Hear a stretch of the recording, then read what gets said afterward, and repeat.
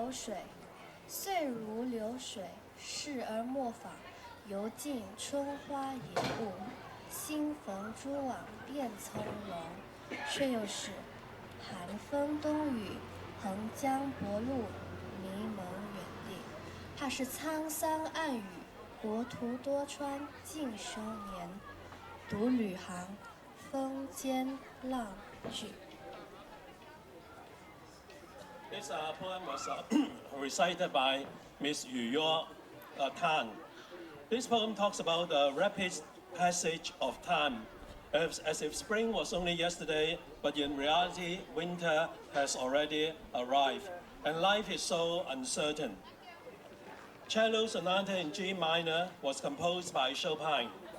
He dedicated to Franchum. It talks about the disappointments and brevity of life, and the sorrow that he was facing his own closing chapter.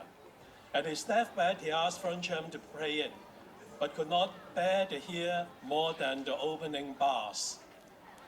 This cello piece is presented by Mr. Adrian Pan, and piano accompaniment by Jason Wei.